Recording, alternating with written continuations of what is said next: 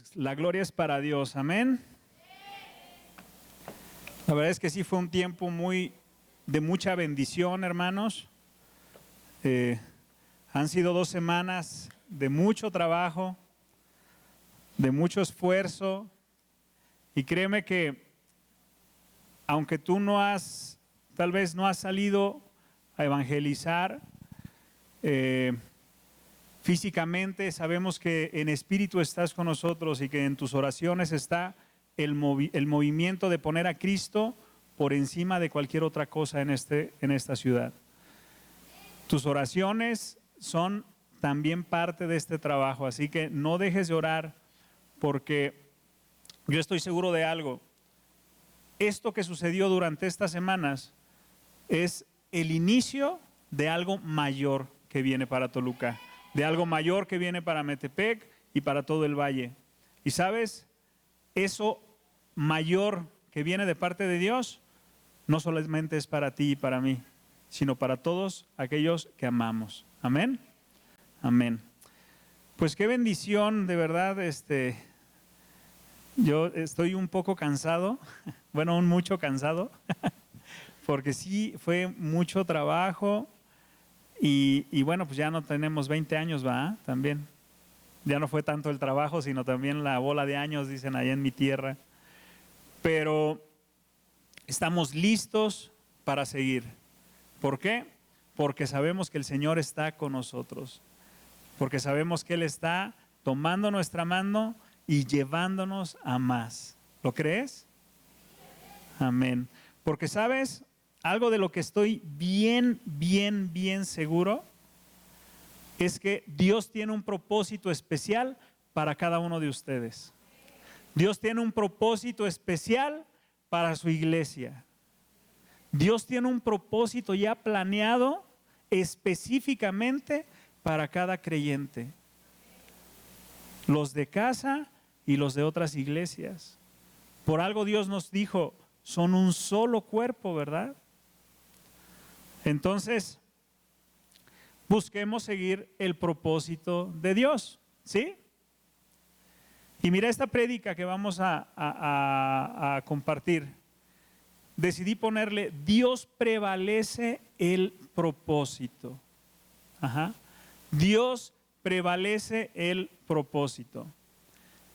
Ahorita vamos a ver el significado de la palabra prevalecer para que tengas más claro por qué esta prédica se llama así. Vamos a orar, inclina tu rostro. Vamos a poner este tiempo en manos de Dios. Señor, te doy gracias por la vida de cada uno de mis hermanos, Señor. Gracias por permitirnos estudiar tu palabra, por permitirnos conocer más de ti. Gracias por tener este lugar, Señor, para nosotros, para que podamos alabar y exaltar tu nombre y recibir de ti lo mejor, Señor. Gracias, Padre, por este tiempo. Te pido que bendigas a mis hermanos con una nueva enseñanza, que les bendiga sus vidas, llevándolos, Padre, a conocer su propósito, pero también que bendigas sus propósitos estableciendo tu reino sobre ellos, Padre, en el nombre de Jesús, para honra y gloria tuya, Señor, en el nombre de Jesús. Amén. Amén. Muy bien, pues mira, te decía, vamos a estudiar el significado de la palabra prevalecer. La palabra prevalecer en el diario de la Real Academia tiene un significado que dice perdurar o subsistir. Ajá, perdurar o subsistir. Sinónimos de prevalecer es durar o permanecer. Amén. ¿Queda muy claro esto? Ahora, el antónimo sería decaer o perderse. ¿Sí? O sea, cuando hablamos de que el propósito que Dios tiene para tu vida prevalece en manos de Dios, lo que trato de decirte o lo que vamos a aprender es que el propósito que hay por lo que tú estás hoy vivo prevalece o permanece siempre y cuando esté en manos de Dios, siempre y cuando esté el Señor Jehová, nuestro Dios, involucrado. Amén. Porque si no está involucrado, entonces no prevalece. Y el antónimo es decae o se pierde. ¿Sí? Ahora fíjate, quiero leerte esta parte que encontré en un diccionario bíblico de la palabra prevalecer. La palabra prevalecer aparece en la Biblia en varias ocasiones y tiene un significado profundo y relevante para la vida espiritual de los creyentes. Su etimología se remonta al latín praevalere, que significa tener más fuerza, ser superior o triunfar. Quiere decir que prevalecer, cuando nosotros decimos mi propósito, el propósito que conozco de parte de Dios, lo pongo en manos de Dios para que lo prevalezca, quiere decir que cuando lo ponemos en manos de Dios, lo que hacemos es que nuestro propósito tenga más fuerza. Que sea superior a cualquier otro propósito y que triunfe. Tu propósito de vida en manos de Dios tiene un triunfo asegurado, hermano. Amén. Híjole, ojalá y Dios me hubiera iluminado con todo esto en la mañana. En la mañana tenía mucho frío y entonces estaba, no sabía ni qué decir. No es cierto. Pero sí tenía mucho frío. Está dura la primavera, ¿verdad? Está muy rara. Primavera parece invierno. Entonces, más adelante, le sigo leyendo. Este término se utiliza para describir una victoria o un éxito. Estoy hablando de cómo lo usa la Biblia. Cuando nosotros vemos ahí prevaleció, quiere decir que hubo un éxito o una victoria, obtenido después de una lucha o una competencia. En la Biblia el término prevalecer se utiliza con frecuencia para describir la lucha espiritual que enfrentan los creyentes en su búsqueda de una vida piadosa. Qué hermoso esto, ¿verdad? La lucha contra el pecado, la tentación y las pruebas es una parte fundamental de la vida cristiana. Y se espera que los creyentes luchen valientemente para prevalecer en esta batalla. Amén. ¿Quién de aquí es creyente? Amén. ¿Quién de aquí tiene un propósito en su vida? ¿Quién de aquí está dispuesto a poner ese propósito en manos de Dios? Amén. Entonces estamos en sintonía. Estamos hablando lo mismo. Génesis 37. Vamos a ver un ejemplo de prevalecencia de un propósito. Vamos a leer. La verdad es que no voy. La historia de José, todos conocen la historia de José. ¿Saben quién es José? El soñador. Hay unos cuentos padrísimos de él. Y hay muchas historias. Y cuando tú lees la historia de José, que es parte del Génesis, hay mucho que desmenuzar y muchos ejemplos de vida que aprenderle, ¿verdad? Muchos ejemplos donde Jehová estaba con José y todo iba bien, ¿verdad? Cuando Jehová está contigo, todo va bien. Amén. Génesis 37, vamos a iniciar leyendo la palabra. Capítulo 1 en adelante. Dice, habitó Jacob en la tierra donde había morado su padre, en la tierra de Canaán. Esta es la historia de la familia de Jacob. José, siendo de edad de 17 años, apacentaba las ovejas con sus hermanos, y el joven estaba con los hijos de Bilhá y con los hijos de Silpa, mujeres de su padre. Informaba José a su padre la mala fama de ellos, o sea, de sus hermanos. Y amaba a Israel a José más que a todos sus hijos, porque lo habían tenido en su vejez, y le hizo una túnica de diversos colores. Y viendo sus hermanos que su padre lo amaba más que a todos sus hermanos, le aborrecían y no podían hablarle pacíficamente. Aquí vamos a hacer una pausa. Fíjate, José era pues el hijo consentido, ¿verdad? Según lo describe aquí, Jacob amaba a José de una manera diferente o mayor, incluso lo dice ahí, ¿no? Amaba más a su hijo José. Tanto que le hizo una túnica de colores. ¿Por qué? ¿Por qué especifica la túnica de colores? Porque seguramente era el único de los hijos que tenía una túnica de colores.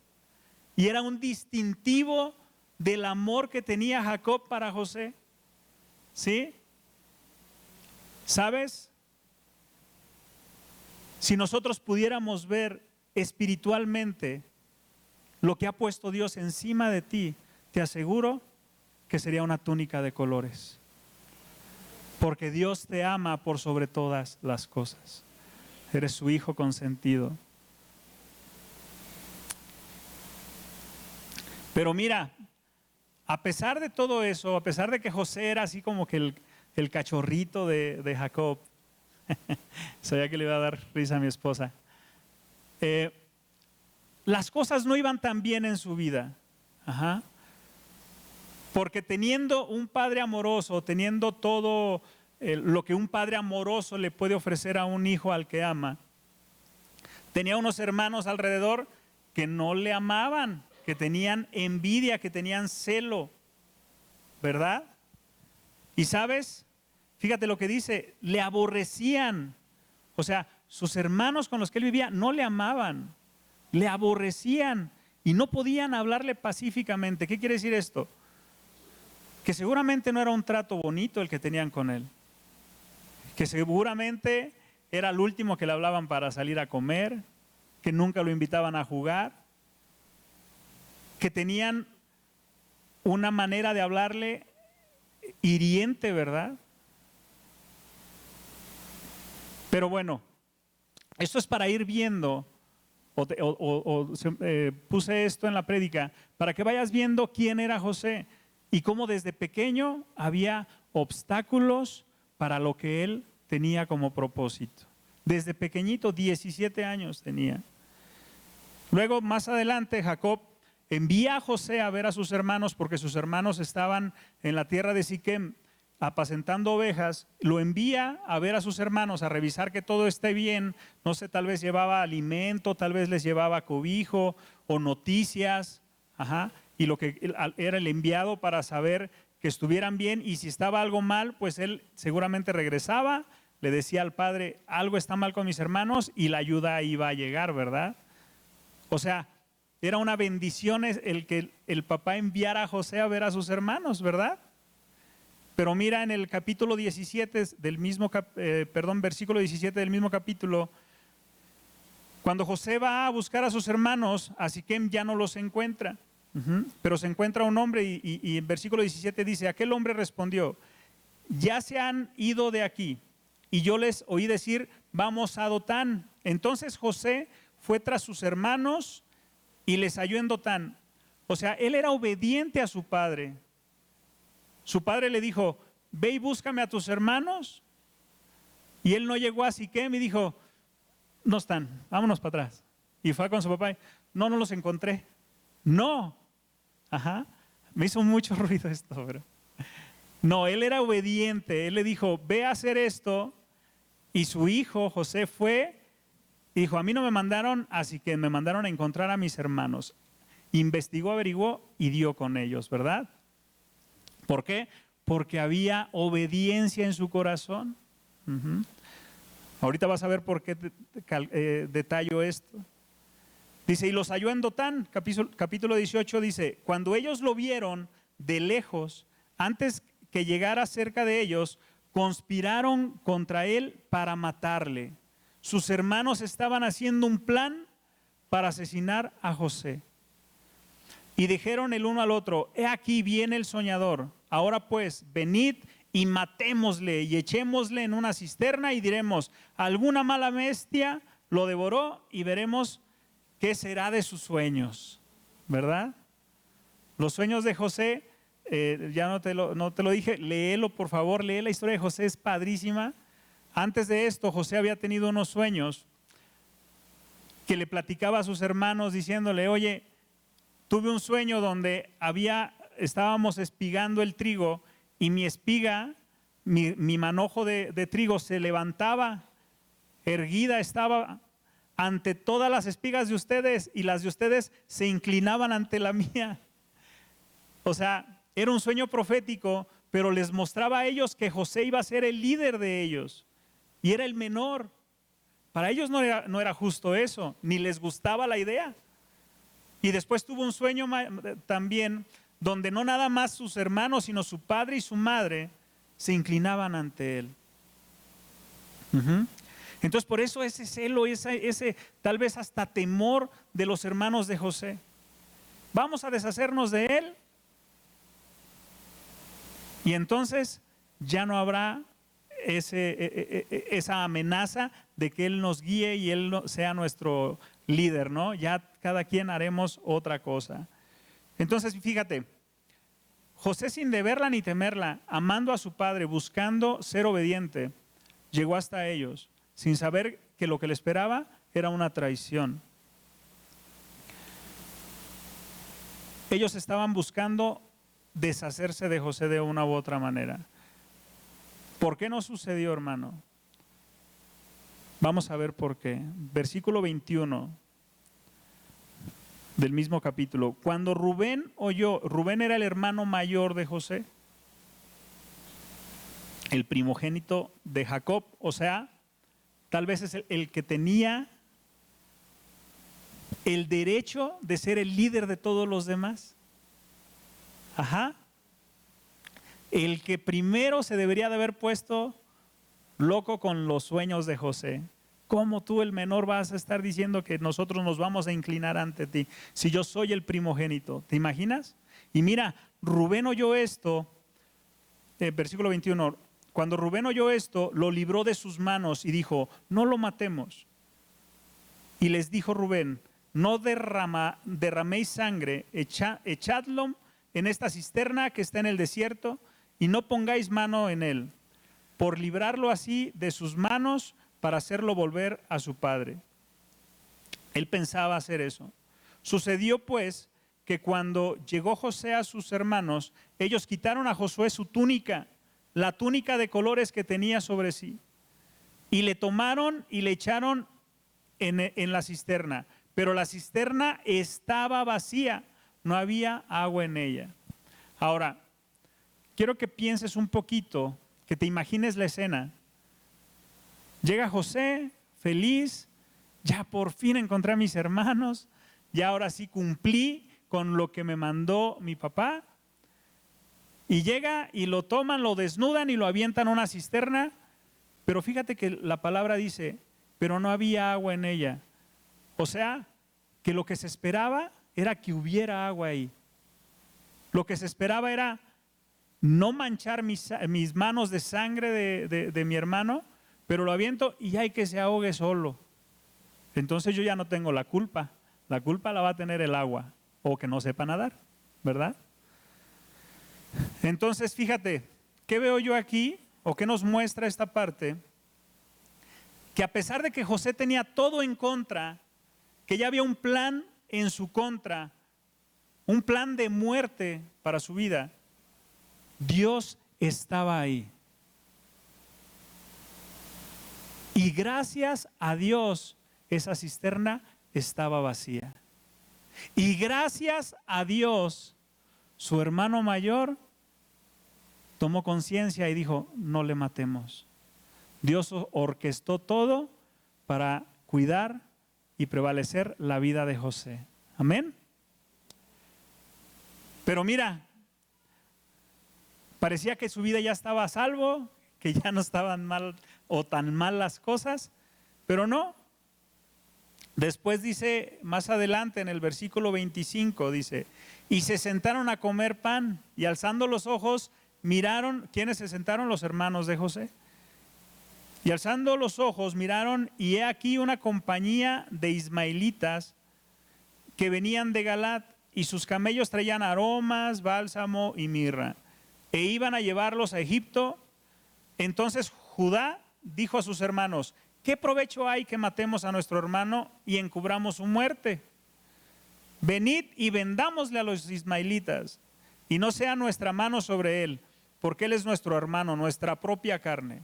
Y sus hermanos convinieron con él, y cuando pasaban los madianitas mercaderes, sacaron ellos a José de la cisterna y le trajeron arriba y le vendieron a los ismaelitas por 20 piezas de plata y llevaron a José a Egipto. Uy, parecía que ya se había salvado su vida, pero venía otra complicación en su vida. Ahora era vendido como mercancía, ¿verdad? Se lo dieron a unos mercaderes para que hicieran con él como mejor les viniera. Y entonces lo llevan a Egipto. Vamos a dar un salto grande en la palabra. Vámonos al capítulo 39. José se va con esos mercaderes porque no había de otra.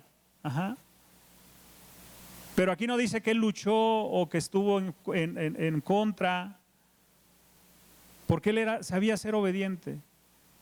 Pero ¿sabes qué? Yo identifico también que José tenía una confianza. La confianza en que él conocía a Dios y que Jehová estaba con él. Y que pase lo que pase, él iba a estar bien donde estuviera. Por eso no explica aquí que él quiso luchar con sus fuerzas. Él confió que a pesar de la situación adversa que estaba viviendo, algo bueno iba a suceder. Él esperó lo mejor de parte de Dios, ¿verdad? Vamos a Génesis 39, dice, llevando pues José a Egipto, Potifar, oficial de Faraón, capitán de la guardia, varón egipcio, lo compró de los ismaelitas que lo habían llevado allá, mas Jehová estaba con José. Quiero que cheques este detalle.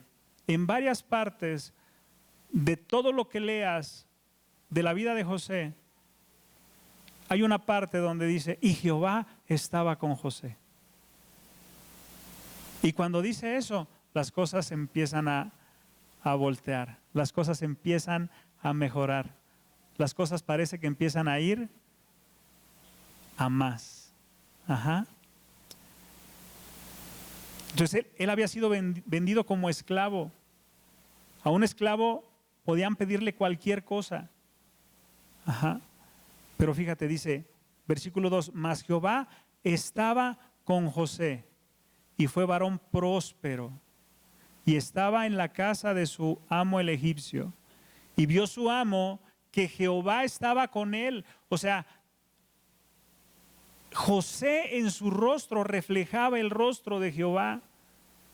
Él era un chico que se notaba que tenía una intimidad con Dios.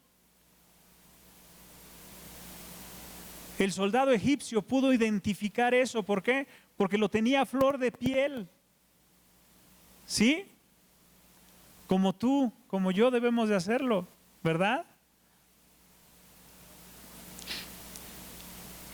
Y vio su amo que Jehová estaba con él y que todo lo que él hacía, Jehová lo hacía prosperar en su mano. Todo lo que le encargaban a José prosperaba.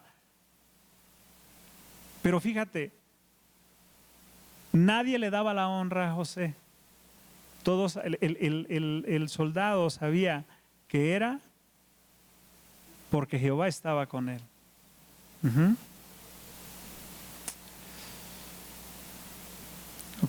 Versículo 4, así halló José gracia en sus ojos, en los ojos de Potifar, y le servía. Y él le hizo mayordomo de su casa y entregó en su poder todo lo que él tenía, fíjate. Y aconteció que desde cuando le dio el encargo de su casa y de todo lo que él tenía, Jehová bendijo la casa del egipcio a causa de José. Por medio de la vida de José, la casa del egipcio fue bendecida. Y la bendición de Jehová estaba sobre todo lo que tenía, así en casa como en el campo. Y dejó todo lo que tenía en mano de José. Y dejó todo lo que tenía en mano de José. Y con él no se preocupaba de cosa alguna, sino del pan que comía. Y era José de hermoso semblante y de bella presencia. O sea, el egipcio puso todo lo que él tenía en manos de José porque dijo, este muchacho es un amante de Jehová. Está protegido por él y prospera porque Jehová está con él. ¿Dónde más puedo poner mis posesiones que tengan más seguridad que en las manos de este muchacho que está protegido por Jehová, que está prosperado. ¿Verdad? Entendió eso. Y mira, en esta parte de la historia parece que todo empieza a ir bien en la vida de José, y ahora es el mayordomo, ya no es el esclavo, sino el mayordomo. Dice que todo lo tenía en la mano. O sea, ¿qué quiere decir eso? Que él ordenaba qué se hacía y qué no se hacía en esa casa, en esa finca. Ajá. El amo, dice aquí, el amo nada más se ocupaba ya del pan que iba a comer. O sea, su preocupación era, ¿qué comeré hoy? Qué padre, ¿no? ¡Qué bendición! Y parecía que todo iba bien, pero más adelante en el versículo 7, otra prueba para nuestro hermano José. Versículo 7 dice, aconteció después de esto que la mujer de su amo puso sus ojos en José y dijo, duerme conmigo. Y él no quiso, y dijo la mujer de su amo, he aquí que mi señor no se preocupa conmigo de lo que hay en casa, y ha puesto en mi mano todo lo que tiene. No hay otro mayor que yo en esta casa, y ninguna cosa me ha reservado sino a ti. O sea, lo único que no ha puesto a mi cuidado eres tú. Por cuanto tú eres su mujer, dice, ¿cómo pues haría yo este grande mal y pecaría contra Dios? Fíjate, no decía, ¿cómo pues yo abusaría de esa confianza y le fallaría a mi amo? No, porque José tenía algo muy claro, él no trabajaba para su amo, él no dependía de su amo, él dependía de Dios, a quien no quería fallarle. Amén. Dice, ¿cómo pues haría yo este grande mal y pecaría contra Dios? José estaba seguro que obedecer a Dios era lo correcto. Más adelante de esto voy a ir cortando porque si no nos da tiempo suficiente. Más adelante la mujer se da cuenta que no va a poder acostarse con José. Y entonces lo acusa falsamente de una violación, de un abuso. Y va con su esposo Potifar y le dice, este hombre abusó de mí, abusó de tu confianza. Y lo acuso contigo y te responsabilizo aparte, le dijo a Potifar. Versículo 19 dice, y sucedió que cuando oyó el amo de José las palabras de que su mujer le hablaba, lo que te estoy contando ahorita, diciendo, así me ha tratado tu siervo, se encendió en su furor y dice, y tomó su amo a José y lo puso en la cárcel, donde estaban los presos del rey, y estuvo ahí en la cárcel. O sea, ya era el mayordomo, ya estaba, parecía que todo bien, y de repente, ¡pum!, tragedia otra vez, injusticia sobre su vida, y ahora aparte está preso. Parece que las cosas se vuelven otra vez a estar mal, ¿verdad? Oposición del propósito que tenía en la vida. Pero mira, versículo 21, ¿qué dice? ¿Qué dice?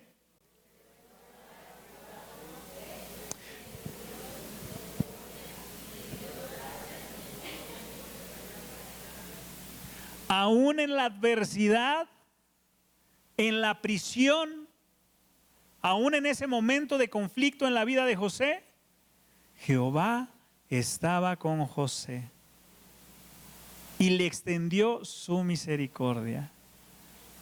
Amén. Fíjate, versículo 22, y el jefe de la cárcel entregó en mano de José el cuidado de todos los presos que había en aquella prisión. Todo lo que se hacía ahí, él lo hacía. No necesitaba atender el jefe de la cárcel cosa alguna de las que estaban al cuidado de José, porque Jehová estaba con José y lo que él hacía, Jehová lo prosperaba. ¿quién prevalecía el propósito de José? Jehová, nuestro Dios. No su esfuerzo, no sus ganas, porque yo te aseguro, José era un humano como tú y como yo. Seguramente había días de desánimo después de vivir estas cosas. Había días en los que decía, no, hoy no, ya no puedo más, ya no quiero más. ¿Por qué ahora que me acerco más a ti me va peor? ¿Cuántos se han preguntado algo así? ¿No? No. Él seguía luchando porque sabía que Jehová estaba con él. Y mira, voy a adelantarme bastante en la historia de José. Vamos a ir hasta Génesis 50. Porque quiero que veas lo que prevaleció en él. Yo te decía hace rato, todos tenemos un propósito en Dios. Dios creó un propósito para cada uno de nosotros. Ajá. Pero ese propósito solo prevalece en sus manos. Porque cuando Dios está con nosotros, las cosas van para mejorar. Las cosas suceden para ir a más, ¿verdad? Fíjate, el hijo favorito, después el odiado, el acusado, el vendido, el preso, bueno, el esclavo primero, el preso. Y aún así, después de vivir todas esas partes o etapas de su vida, fíjate lo que dice Génesis 50, 22, 26. Del 22 al 26, sí. Dice, José y la familia de su padre permanecieron en Egipto. Él se reconcilia con su familia, se convierte en el gobernador de Egipto, en un hombre próspero, a tal grado que iban de tierras cercanas a comprarle a él granos cuando los 7 años de vacas flacas, ¿verdad? Iban a buscar comida con él y entre los que iban, pues llegó la familia de José. Hay una reconciliación. Lee por favor la historia de José, lo vas a ver, te va a bendecir. Y entonces mira lo que dice aquí el versículo 22 otra vez. José y la familia de su padre permanecieron en Egipto. Alcanzó la edad de 110 años. Yo no sé cuántos aquí logremos llegar a 110 años. Yo espero que todos. Y espero de verdad que los vivamos juntos como hasta hoy. Pero mira la bendición que tuvo José al ser obediente durante su vida. Alcanzó la edad de 110 años y mira lo que sigue, versículo 23. Y llegó a ver nacer a los hijos de Efraín hasta la tercera generación. Efraín era hijo de José. ¡Qué bendición! El propósito de José cumplido. Su descendencia andando y la pudo ver. Además dice, cuando nacieron los hijos de Maquir, hijos de Manasés, él los recibió sobre sus rodillas. ¡Qué hermoso! ¿Quién quiere conocer un nieto así? ¿Y quién quiere conocer un bisnieto? Ahora imagínate ¿cuántos tataranietos tendríamos? Hazle cuentas. Qué pachangones se armarían, ¿no? El fin de año.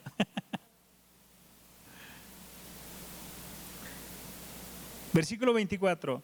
Tiempo después, José dijo a sus hermanos, yo estoy a punto de morir, pero sin duda Dios vendrá a ayudarlos y los llevará de este país a la tierra que prometió a Abraham, Isaac y Jacob. Entonces José hizo que sus hijos le prestaran juramento. Les dijo, sin duda Dios vendrá a ayudarlos. Cuando esto ocurra, ustedes deberán llevarse de aquí mis huesos, dice. José murió en Egipto a los 110 años. Una vez que lo embalsamaron, lo pusieron en un ataúd. El propósito de José lo vemos cumplido al 100% aquí. No solamente en su vida, sino en la vida de todos los que fueron conociendo a José. De Potifar, ¿verdad? de sus hermanos, porque terminan arrepentidos y entendiendo quién era José para Dios. Y te aseguro que nos quedaríamos cortos buscando quiénes fueron bendecidos por parte de la vida de José, por medio de la vida de José. ¿Por qué? Porque Jehová estaba con José. Amén. Ahora mira, muchas veces nosotros, conociendo el propósito que Dios ha puesto en nuestras vidas, queremos alcanzarlos con nuestras propias fuerzas. Y es cuando nuestro propósito decae, cuando decimos, híjole, se me hace que ese no era mi propósito, porque ¿cómo voy a estar yo haciendo esto? Ese no era mi propósito, yo tengo que buscar otro propósito porque debo de tener alguno, ¿no? Por lo menos nacer, morir y multiplicarme, ¿no? ¿Sabes? En las manos de Dios tu propósito no puede ser ese. No puede ser nacer, crecer, multiplicarte y morir. Tu propósito es mayor porque eres un hijo de Dios. Tu propósito es mayor porque Dios está contigo. Y tu propósito prevalecerá siempre y cuando involucres a Dios en él. Porque si Jehová está contigo, las cosas siempre van a ir a más. Y mira, la historia de José nos muestra que las dificultades no determinan tu destino.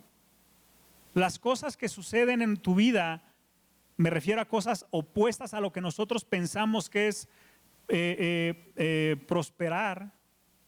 Las cosas opuestas no determinan tu destino, sino que muchas veces son necesarias para cumplir el propósito que hay para tu vida.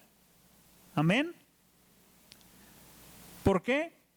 Porque los propósitos que nosotros podemos alcanzar en nuestras fuerzas, por ejemplo, tengo sed, mi propósito es tomar agua. Ese propósito lo podemos llegar a alcanzar en nuestras propias fuerzas. No involucré a Dios. Pero los propósitos que tiene Dios para tu vida siempre serán mayores a los tuyos. Y por eso es necesario involucrar a Dios en ellos, ¿verdad? Y la aflicción, hermano, es necesaria para que seas impulsado a llegar a esos propósitos, los propósitos mayores que tiene Dios para tu vida. Amén. José pasó de ser hijo favorito a ser esclavo, después acosado por sus hermanos, acusado injustamente por su amo, prisionero, pero terminó siendo el gobernador de Egipto y cumplió su propósito en compañía de Dios hasta el último momento, cuando le dice a sus hijos: me voy a morir, pero estoy seguro que Dios, que es mi Dios y está conmigo, vendrá y los guiará a ustedes al lugar prometido. ¡Qué gran propósito! Hermano, Dios quiere que entendamos que todo lo que vivimos, sea lo que sea, es algo que Dios está permitiendo por nosotros, por nuestro bien, para crecimiento, porque Él quiere que estemos preparados para cumplir nuestro propósito. Él no va a poner una carga mayor a la que podamos soportar. Y el propósito de Dios para tu vida es un gran propósito. Si no estás preparado, sería una gran carga. Amén. Entonces, si es necesario, hermano, que pasemos 40 años en el desierto, aunque ese camino sea de 1 mes o de 2 meses andando, si es necesario que pasemos 40 años en el desierto, Dios lo va a permitir. Él va a permitir que suceda. Pero créeme esto y escúchalo. Él nunca te va a dejar andar solo. Él siempre va a ir contigo. Si me pueden ayudar con el piano para ir cerrando. Dale un aplauso al Señor, claro. A pesar del desierto que tú estés viviendo, aunque la dificultad esté en este momento en tu vida, Dios está contigo. y todo el tiempo va a estar contigo. Amén. ¿Lo crees? Amén. Parte de vivir dificultad en tu vida es creer lo que te acabo de decir. Es formar en tu vida espiritual esa fe de que Dios va contigo a pesar de las dificultades, y que a pesar de que la dificultad esté ahí, Dios ya tiene una victoria establecida para tu vida. Amén. Porque mira, para Dios no es importante cuándo llegues a cumplir tu propósito, sino cómo llegues. Debemos de llegar preparados.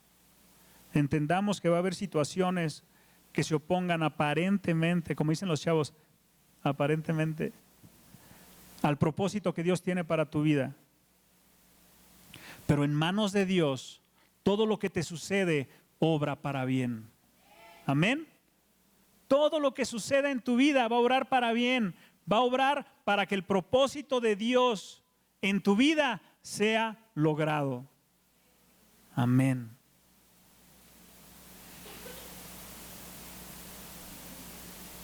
También, hermano, habrá gente que se oponga, como los hermanos de José. Habrá gente a la cual tú le cuentes tu propósito y haga cosas para detener ese propósito. Entre ellos puedes estar tú mismo, como me pasó a mí en algún momento. En la lista que yo te puedo decir de personas que decían, no, tú no estás diseñado para eso. Ese propósito que tú me estás diciendo que tienes de vida, que estás mal, estás loco. Entre esas personas yo estoy encabezando la lista. Porque yo decía muchas veces, no, ese no es mi propósito, no, qué miedo. Estoy hablando de estar aquí compartiéndote una palabra, una enseñanza que Dios me permitió aprender de parte de Él. Permitamos que el Señor mueva las cuerdas. Entreguémosle todo al Señor. Me refiero al control de tu vida. Los propósitos de Dios siempre van a ser mejores y mayores que los nuestros.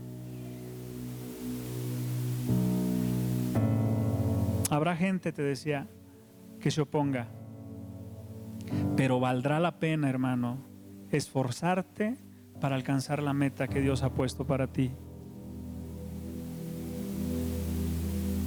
La meta que tienes en Dios es mucho mayor a lo que te imaginas. Y las capacidades que ha puesto Dios en tu vida son mucho mayor a las que crees tener.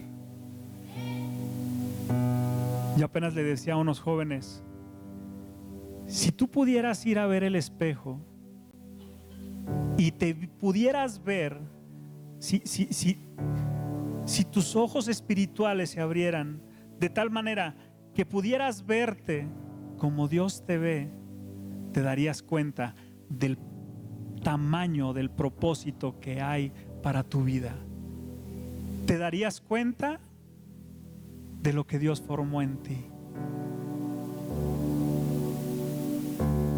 Te darías cuenta de hasta dónde puedes llegar con Dios de la mano.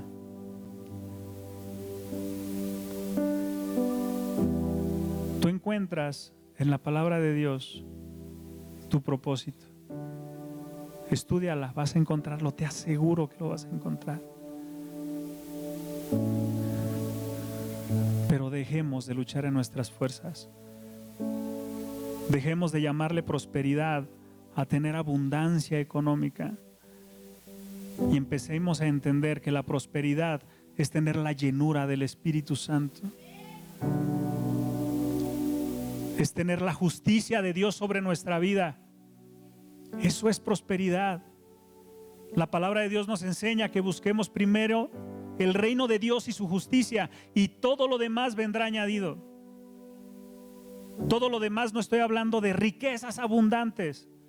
Todo lo que necesites vendrá de lo alto. Lo que necesites, hermano. El propósito de Dios en sus manos siempre va a ser mayor. Ahora quiero decirte algo que aprendí apenas esta semana y no entendía, pero me impactó cuando me lo dijo una pastora con la que pude platicar en la semana. Decía, Dios prevalece propósitos, no vidas. Los propósitos que Dios establece, Dios va a hacer que se cumplan. Pero si nosotros no permitimos que Dios los cumpla por medio de nosotros, hermano, nuestra vida se va a acabar. No somos eternos. Yo en lo personal dudo mucho vivir 110 años como José, pero estoy seguro que si vivo 70, 80 o 90, de la mano de Dios, el propósito que Él puso para mi vida se va a cumplir.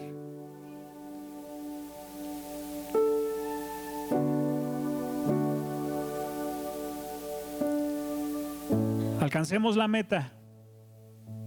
Amén. Alcancemos la meta y la única manera de llegar es de la mano de Dios. Permitamos que Dios nos guíe, seamos obedientes y veremos el propósito y la gloria de Dios sobre nuestra vida y sobre la vida de todos los que amamos. Ponte de pie. Vamos a terminar.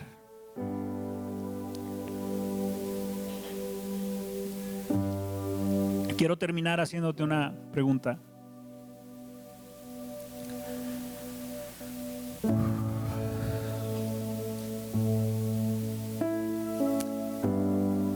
¿Qué estás dispuesto a entregar para que el propósito de Dios que tiene establecido en tu vida se logre? ¿Hasta dónde estás dispuesto a exigirte? ¿Hasta dónde estás dispuesto a esforzarte? Esta pregunta no es para que me la contestes, es para que te la contestes a ti mismo y hagas un plan de acción en tu vida y vayas por el gran propósito que tiene Dios para ti. Amén. Cierra tus ojos, vamos a terminar. Amado Padre, gracias Señor por este tiempo. Gracias por darnos la oportunidad de conocer más de ti. Hoy sabemos, Padre, que hay un propósito grande en tu mano.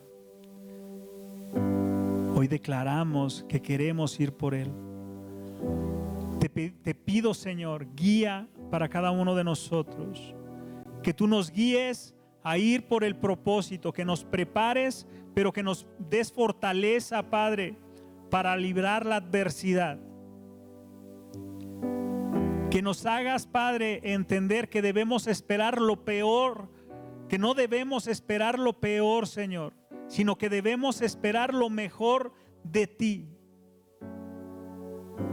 Que cuando llega la adversidad, no debemos enfocarnos en lo malo,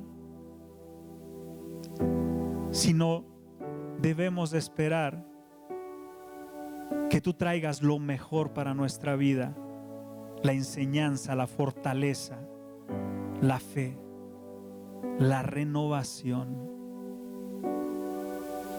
Te pido en el nombre de Jesús que nos permitas llegar a la meta, Señor, a cada uno de nosotros, en el nombre de Jesús. Así como estás,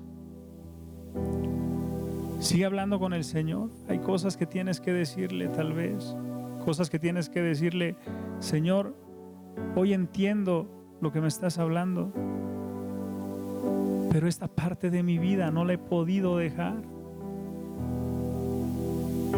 Pero no te he involucrado en esa área. Conozco el propósito, pero no sé cómo llegar. Guíame. Habla con Él. Pero también escúchale.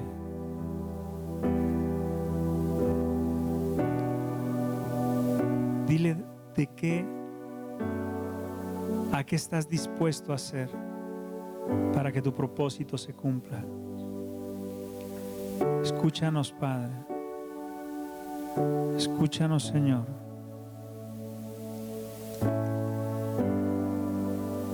Amén.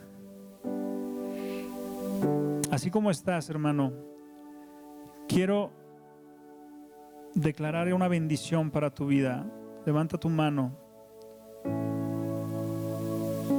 Esta bendición la encontramos en el libro de Números, capítulo 6, versículo 24 en adelante. Quiero que la escuches como si estuvieras escuchando la voz de nuestro Padre.